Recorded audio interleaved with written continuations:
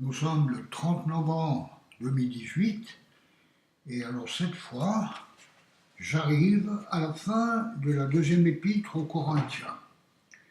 C'est donc les salutations, mais d'abord Paul donne quelques précisions qui pourraient un peu être résumées par gare à vous si vous ne vous conduisez pas bien. Non, avec beaucoup de douceur et d'affection. Voilà, il n'est pas trop long ce chapitre, c'est donc 2 Corinthiens 13. Je vais venir chez vous pour la troisième fois. Toute affaire se réglera sur la déclaration de 2 ou de 3 témoins. Je l'ai déjà dit et je le répète, comme je l'ai fait lors de ma deuxième visite, et aujourd'hui que je suis absent, je l'écris encore à ceux qui ont péché précédemment et à tous les autres. Si je reviens chez vous, je ne ménagerai personne, puisque vous cherchez une preuve que Christ parle en moi. En effet, lui n'est pas faible envers vous, mais il est puissant parmi vous. Oui, Christ a été crucifié à cause de sa faiblesse, mais il vit par la puissance de Dieu. Nous aussi, nous sommes faibles en lui, mais nous vivrons avec lui par la puissance de Dieu pour agir envers vous. Examinez-vous vous-même pour savoir si vous êtes dans la foi. Mettez-vous vous-même à l'épreuve. Là, j'avais déjà lu ceci, mais je crois que c'est que maintenant que je réalise vraiment que je me trompais un peu.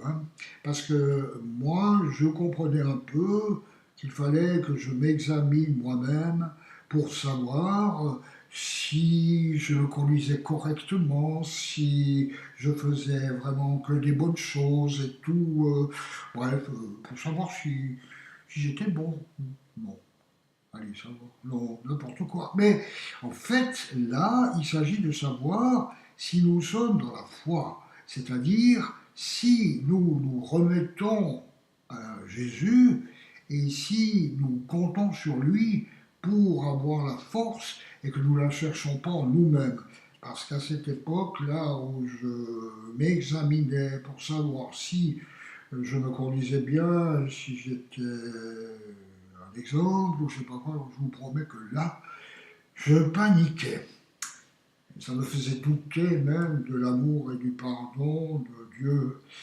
Alors non, il s'agit bien de croire, d'avoir confiance et de garder les yeux fixés sur Jésus.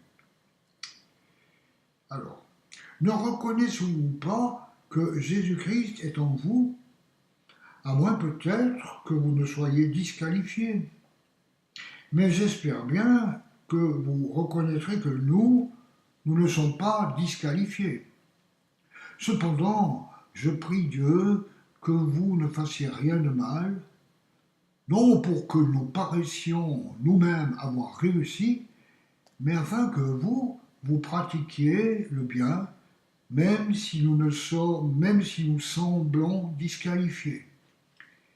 En effet, nous n'avons pas de puissance contre la vérité, nous n'en avons que pour la vérité. Nous nous réjouissons chaque fois que nous sommes faibles, alors que vous êtes forts.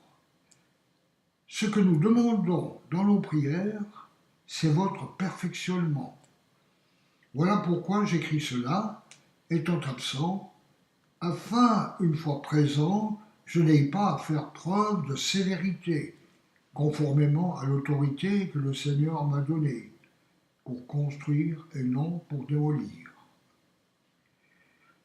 Pour le reste, frères et sœurs, soyez dans la joie, travaillez à vous perfectionner, encouragez-vous, vivez en plein accord dans la paix, et le Dieu d'amour et de paix sera avec vous.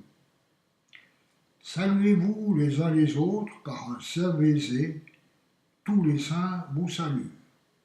Que la grâce du Seigneur Jésus-Christ, l'amour de Dieu et la communion du Saint-Esprit soient avec vous tous. Et voilà ce dernier chapitre qui se termine au verset 13. Voilà. C'était les salutations que Dieu nous adresse par l'intermédiaire de Paul, que je trouve effectivement plus profondes et plus vraies que notre veuillez agréer, madame, mademoiselle, monsieur, mes salutations distinguées.